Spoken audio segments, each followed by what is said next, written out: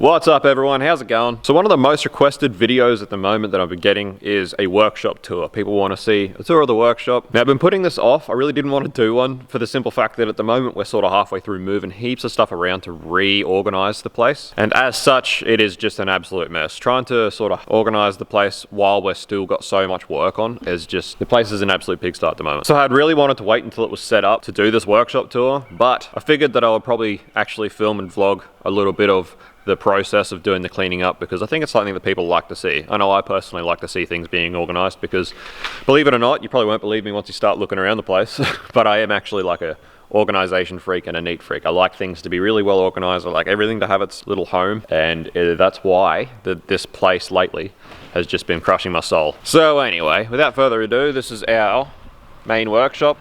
This is a 18 by 12 meter shed.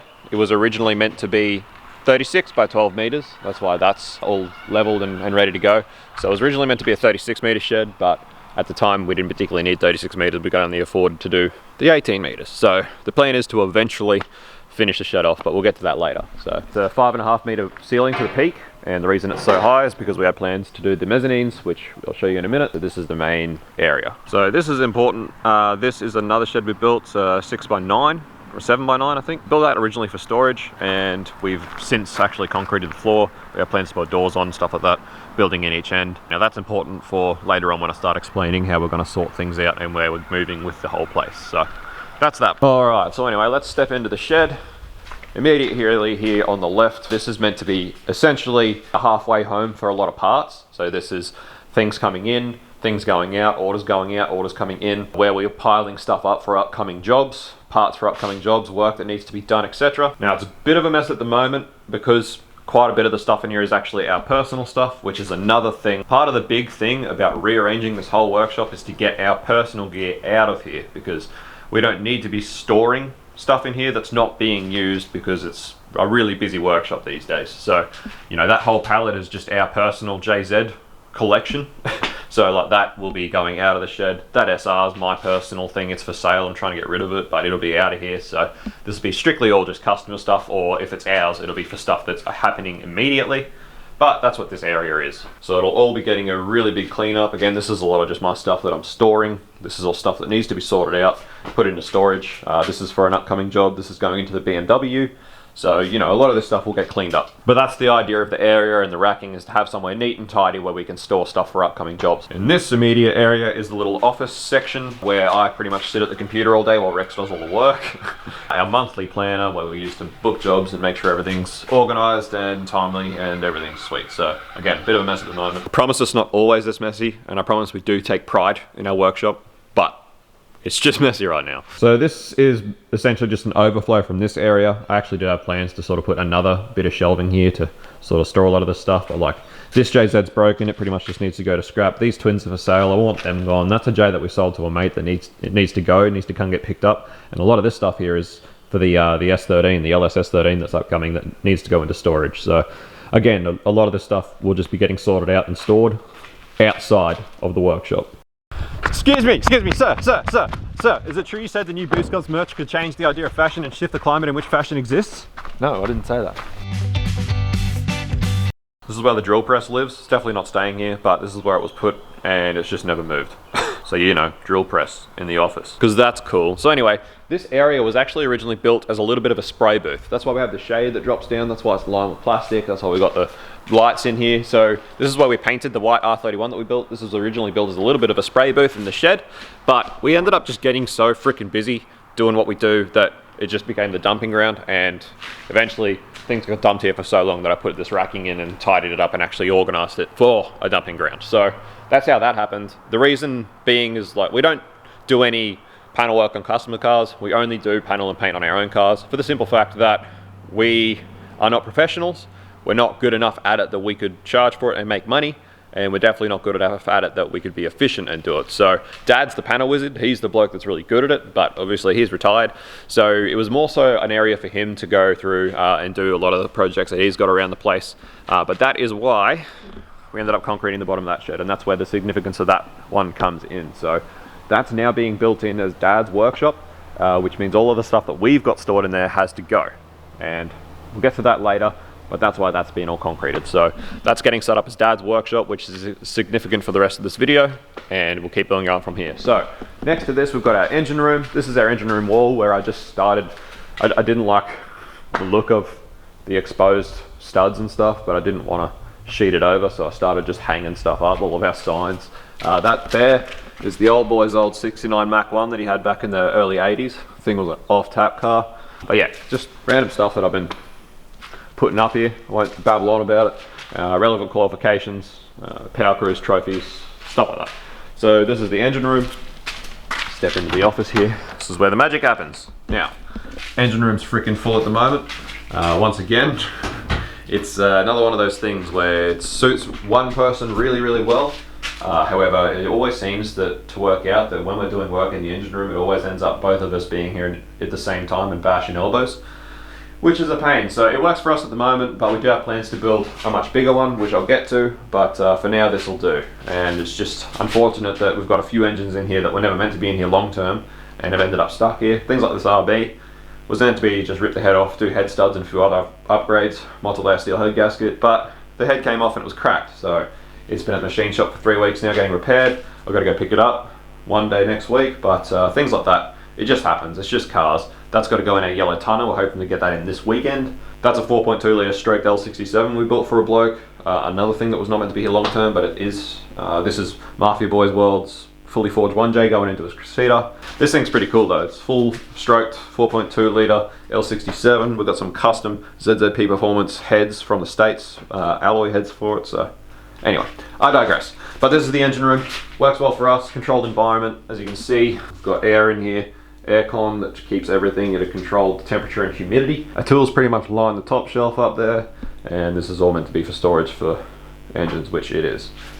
Just another quick one as well. These rods are for a fully forged 4-edge that I'm building at the moment that's going into an AE82 Corolla front wheel drive. So look at the size of them freaking rods for a 4-edge. Off tap. Anyway, at the back here of the engine room, we've got our storeroom. Now this storeroom is obviously inside the controlled environment. So this is where we store a lot of our engine parts that need to be kept in this controlled environment. As you can see, spare rods and pistons, lots and lots and lots of rods and pistons, bearings, rings, heads, all of this stuff, you know, important engine stuff that needs to be out here in this controlled environment lives out here. So that's our engine room setup. This wall's where we keep a lot of our fittings, trying to keep them sort of organised. The ones that are still in bags at least. The loose ones don't stay in here, and obviously we've got cool ass stickers all over the place. Because why not? Anyway guys, I could spend hours in this room going through all the different tools and stuff in here. If you would like a bit more of a tour of the engine room and the specialty tools we use, drop a comment, I'll try and do one. So outside the engine room out here, mind the mess again, is essentially just an open space. Obviously the dyno cabinet stays there. I'll get to that when we get to the dyno. This is where the office area used to be, but I moved it over that side. And at the moment, this is where this has just been chucked while we clean up because it's pissing down rain at the moment. So storage, more engines, big block 454, big block 350 Chev that we built for boost. The stairs up to the mezzanine, beer fridge, obviously can't not have a beer fridge. So come up to the mezzanine. It is also a mess. This place is always a mess. I'm not even going to lie to you, just because it's become pretty much a dumping ground for mine and Rex's personal items and just stuff that we don't want to throw away, but we've got nowhere to put. So this is the mezzanine. As you can see, it's all been framed out, and that's pretty much where it stopped. Basically, the plan was to build this whole end of the shed in with this mezzanine. Downstairs where the engine room and stuff will eventually all be built in as well, but I'll get to that. But the slab that goes around this end of the shed, which you would have seen out the front there, it goes all the way around, and the plan is to build a deck and an awning all the way around this end of the shed. Now, each of these bedrooms will have their own personal access to the deck outside of the rooms, and there will be a door at each end of the hallway, which goes out to the deck. So we framed in all the rooms, and we are at a point now where the next step is really to cut in all the doors and windows, but we don't want to do it without the deck built because, you know, I have a young child. It's a bit of a safety hazard. So the next step is to actually build the awning and deck, which is just time. It's just a time thing, honestly. We're very busy these days. We've got other priorities at the moment, but this is intended to be eventually a dwelling. This end of the shed, it'll be built in, livable, separated from the workshop with nice big windows where you can look out into the workshop. And each of these bedrooms will have its own toilet and wash basin, as well as its own little wardrobe. And then at the end here is going to be a shower. So this last sort of room here will just be a decently sized shower that's suits all rooms, but each one of the rooms will actually have its own toilet, which is, you know, a little bit of privacy. This is the workshop from up here. So the idea of obviously building in up here is that, you know, maybe if the YouTube takes off one day, I get really big, I can have overseas or interstate visitors to come and we can do cool stuff to cars and they've got somewhere they can stay. Not only that, but obviously we have no plans to ever get rid of this property. Whether we move the business from here one day or not, either way the property is still going to stay and it's always going to be a bit of a ground zero for us, somewhere we can come and chill out and hang out and relax and or eventually live here, or, you know, who knows. Who knows, it's not a big deal, just it will be built in eventually. So anyway, back down the stairs. So the middle bay is our drive-through bay. We've got a door at each end, which makes things super handy. Obviously we've got the dyno here. Now the dyno was never meant to be here full-time. As a lot of you know, we hadn't intended to buy the dyno when we got it, but it was a deal that was too good to pass up, so snatched the dyno up and we needed somewhere to put it, and this was the best place that we could come up with at the time, and it's worked for us so far, but we are excited to get this whole drive-through bay back eventually. So for now, that's the dyno. That's pretty much the middle bay. Obviously we've got a bit of a kitchenette wash basin area over there to wash up and do lunches and stuff like that, where Rex is modeling at the moment, modeling our kitchen. So we've got, this is somewhat of the fab bench that is going to be going. That is not going to be staying in the shed. It's been here for a long time, but it's going. This is just a makeshift table that we were using for this, but that doesn't stay there. Our hoist, our one lonely hoist, which has been, you know, as much as it's awesome, having one hoist lately has been really killing us. So I'll get to that in a minute, but this is the hoist bay. Once again, when this shed was built and the hoist was installed and stuff like that, we hadn't actually intended to be going into this business full time. So this was more of a setup for us as hobbyists to use for ourselves. That's why we've only got one hoist here. That's why it's set up the way it is. It's not really the best use of the space, but when we were setting up, we weren't thinking about the best use of the space. So that's why it is the way it is. We've got one bit of pallet racking over here, which has got a lot of our consumable stuff on it, hose clamps, P-clamps, and that sort of thing. A bit of storage up there. That's, again, that's personal stuff of ours, which has to go. Our rail cab. Might interest a lot of you to know that we actually don't use a massive range of tools here. You know, what we do is kind of specialized. We can get away with not a huge amount of tools. We have really specialized tools in the engine room, but, you know, most general mechanics will have a toolbox 4 times the size. We actually do pretty well at getting away with not a heap of tools. But anyway, I digress again. Can go into tooling another day. So we've got the compressor here, and this whole back bench, pretty much just about everything on this bench is all Dad's stuff, and this will all be going down into his new little workshop area down there. So all of this will be going. A lot of the stuff on that racking is ours, and that's our old valve facing machine. It's older than us. She's a bit of a weapon.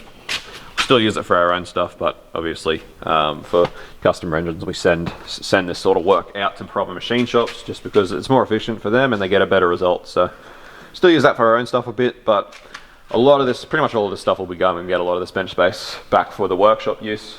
This workshop table is, again, it's become a bit of a halfway home for stuff we've got on the go at the moment, which is why it's a mess. But this one will be staying in the shed, but it's got 4 casters, all of which swivel, so it can just be moved around. And I'll get to that in a minute as well. It's just a 308 that's being stored there. Again, personal engine, that'll be going. So we're gonna pallet racking up this end of the shed. Now, once again, everything under here is our personal stuff, all will be going, and everything up the top's personal stuff, that'll all be going. A lot of this stuff here is tooling, wiring, consumables and stuff, which we're getting reorganized into a new shelf. All of our fluids will get reorganized into a new shelf, which will be there. And essentially the plan is to have both of these racks completely empty, so that each one can be used for stuff we've got on the go. So things like this, that's become a dumping ground for projects that we have on the go, because you know what cars are like. You start on something, you need a part, especially where we are. We've got to order the part, we've got to wait a few days. We can't have a car on the hoist taking up our only hoist for a few days while we wait for a part. So things get packed up as best they can, so that's why things like this start to happen. But if we have these 2 pallet racking areas free, it's a place for us to put it where it's out of the way and not disgusting. So I'll be doing a new shelving rack, not a pallet rack, an actual shelving rack there between the cupboard and the pallet racking, and I'll be doing another one up this end to organize that stuff, and then everything else will pretty much go out into storage outside of the shed. So that will mean this actual work table that we intend on keeping in the shed should be clear at all times for actual work instead of a halfway home for stuff. And that one will be gone. That one will also be going down into Dad's shed. And then the plan is to put a second hoist in this bay. So this hoist is going to get turned at a 45-degree angle. We're going to put another hoist here at a 45-degree angle, which will sort of face down that corner. So we'll essentially have a rack that will belong to each hoist for jobs that are going on. So all access will be from that door. You'll be able to access the dyno and both hoist bays. It should be well organized, much better. That'll be the way to go. So that's how we're working on trying to set this space up to be far more efficient for what we're doing. Having the second hoist will be an absolute godsend for us. So, you know, things like the blasting cabinet, that'll be going down into Dad's workshop. All those pipes will be going into storage. The press will get moved. I'll put another set of racking along this wall. I'll sit the welders underneath it. So the bench grinder and the vise, which we do use quite a bit, a lot of fab stuff that happens. Because this door will no longer be really used for access and egress of vehicles or anything, they'll all be going through that door. I was gonna mount both of those tools on posts, sort of against this door, so that we can just, you know, open the door. You can use the vise, use the bench grinder, do whatever you need to do. A lot of our fab this will be sort of a bit of more of a fab corner of the shed. And then we'll have pretty much all this level as workbench, that whole workbench back, and this is a bit of a work table which can just get moved around in front of the two hoists, basically. So that's pretty much the workshop situation. That's the immediate plan to get better set up. Then we're going to be a bit more careful about how we take on work and how we schedule work.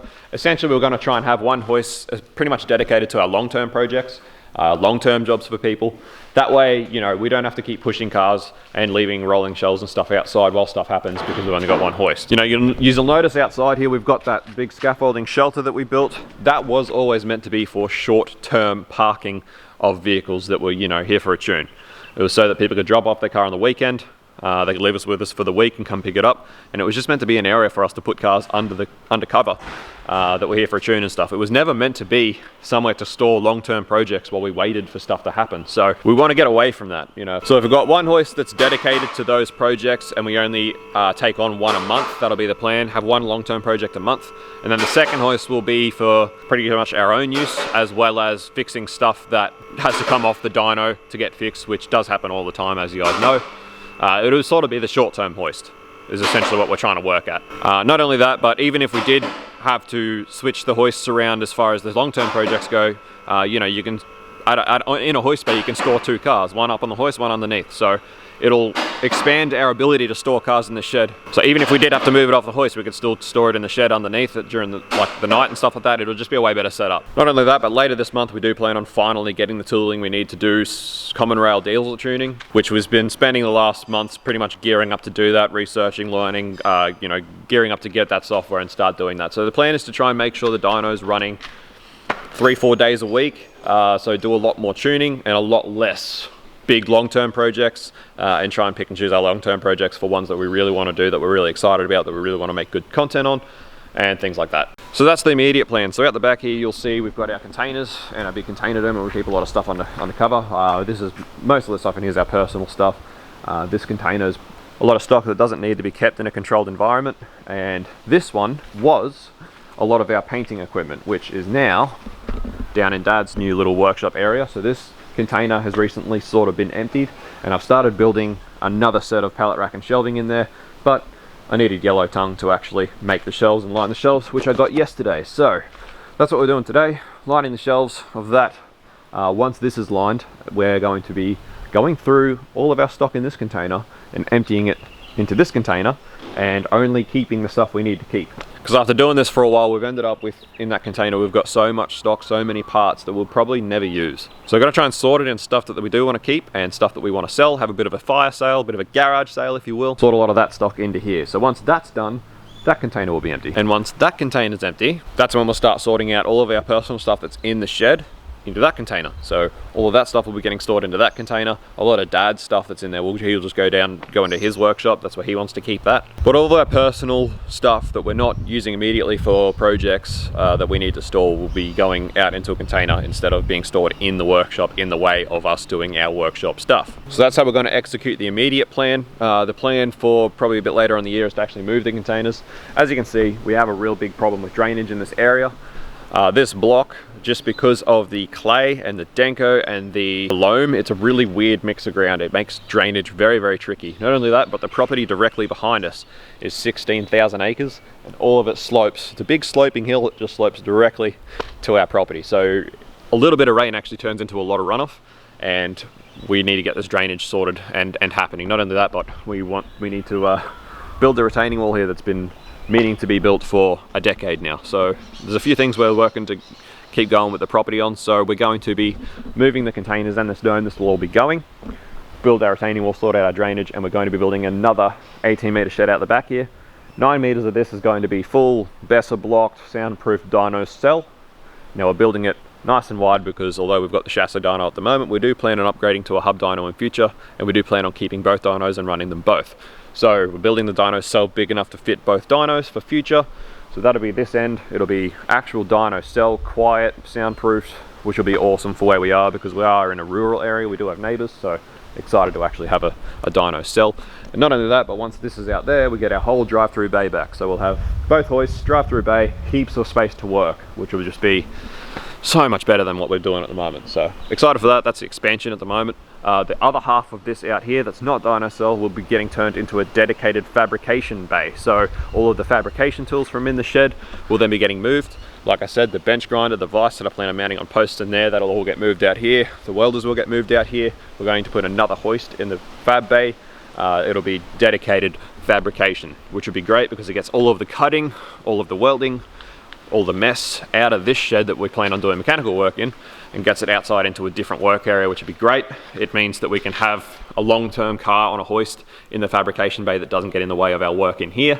And between the dyno and all the fab work being outside of the shed should essentially be a fairly quiet and nice place to be and film and do whatever. So that's the more extended plan. And to be completely honest with you guys, by the time we've got both hoists, our drive-through bay back, our dynos and stuff out in a cell, and some dedicated fabrication area happening, that's really, as far as I can see, about the highest capacity that we will ever be really operating at, where we are, what we're doing. You know, I always talk to you guys about, you know, we do this because we really like to do it, and although we really sort of need to make money, we don't do it, we don't plan on expanding, becoming a really big corporate business or anything. You know, we don't particularly need much more space than that I don't feel.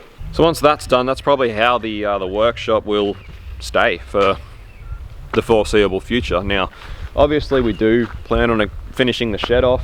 It is important because the new engine room will be being built at the other end of the new section of the shed, was the plan, which would mean that we could then actually finish building in the actual livable area. But that's essentially going to be most of the reason that we'd end up finishing the shed, or to store a lot of our personal cars or whatever. But I can't see us essentially needing another 18 meters of shed to do what we want to do once we've got the one out the back built. I think we'll have plenty enough room for us to do what we want to be doing. So anyway, that might happen one day, but we're not stressed about it. We're certainly not in a rush. It's a lot of money that I can't see us really particularly needing to spend anytime in the near future. Anyway guys, that's our very, very messy workshop currently. A currently messy workshop. So today I'm going to be working on, like I said, finishing out there, and we're going to pretty much keep on going with sorting and moving stuff around. And I'll probably, I might film some stuff along the way for a different video. And I'm excited to do another tour once we've got this place set up how we want to, hopefully in the next month or so, once we get our second hoist and everything else in here. So excited for that. But there you go, there you see it. That's how it is at the moment. This is how I've been working, operating at the moment. So it works for us because it's really just me and Rex that work here. We've worked together for our entire lives. So, you know, we work in here pretty well. As much as it's a massive mess at the moment, it's normally not this messy, but even then, it's somewhat of an organized chaos. We know where everything is, but we are getting to a point, as I've talked about, where we wouldn't mind maybe another set of hands here every now and then, you know, someone else to help out, particularly me with my injuries and the way things are going with me being on the tools. It would be nice to have someone here a few days a week just to sort of be an extra set of hands. Now, the way the place is set up, even when it's tidy, there's no way you could expect someone to work efficiently in this area. So hopefully getting our second hoist, like I said, it's going to change the way we do work, take on work, schedule work. It's going to make things way better. We can have two projects in here going at the same time. It's going to change the way content gets made. It'll be just all around better, but not only that, we'll have the ability, if we wanted to, or if someone else wanted to, do a few days a week sort of thing and help us out. They would easily be able to work in here and find everything, and it'll be much better. So anyway, thanks for watching. As always, we'll tune in a bit later on with some more of these sort of workshop organization, what we're doing, and hope you enjoy. Peace out, see you, bye.